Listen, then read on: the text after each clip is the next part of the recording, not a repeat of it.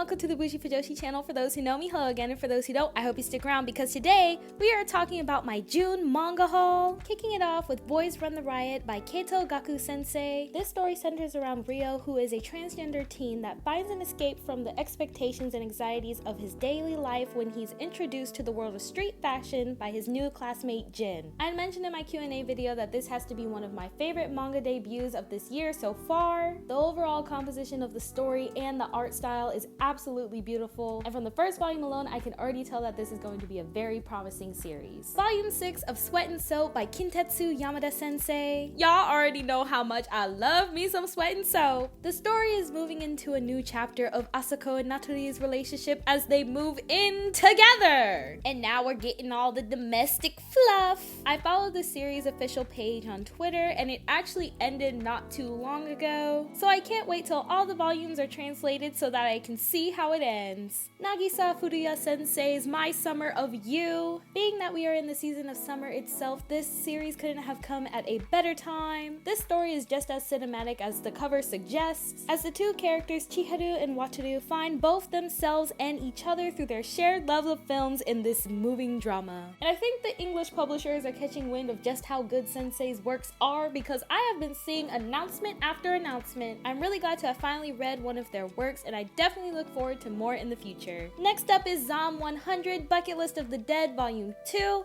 by Hado Aso Sensei and Kotaro Takata Sensei. Our favorite ex-soul crushing corporate company employee turned zombie slaying King Akira is back. And this cover?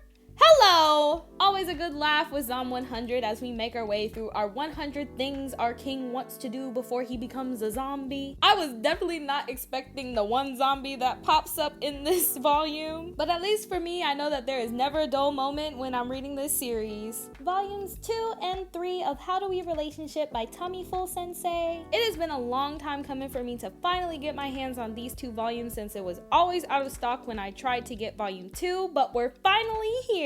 I'm very interested to see how this story is going to continue after these two volumes, as the story dives deeper into both Miwa and Seiko's backstories. There is a new character that was introduced in the third volume that had me on the edge of my seat, so I need to know what happens next. Yuta Nishio Sensei's After Hours Volume 1, another GL featuring some lovely older characters. Unemployed 24-year-old Emmy goes to the club one night and has her entire world flipped upside down when she comes across the DJ K. I had been waiting to try this one for a while now, and it was good. After the first volume, I'm not super anxious to get the other ones just yet, but it was a very nice intro. Days of Love at Seagull Villa Volume 2 by Kodama Naoko Sensei, another constant out of stock title that has finally made its way to me. This volume took the time to go a little bit more into the younger schoolgirl that comes to Seagull Villa, which I didn't expect, but the end of this volume, I'm gonna have to have some words with this one character that showed up, and if y'all read it, y'all already know who I'm talking about. Pikachi Ohi Sensei's Art Teachers Are Dating Volumes 2 and 3. The class is back in session for more lessons in love with these two lovely teachers. My emotions just continue to swell as I read this series because I love them so much. I'm glad this series is still going because I'm always looking forward to more. Next up is the first volume in the anthology series Syrup.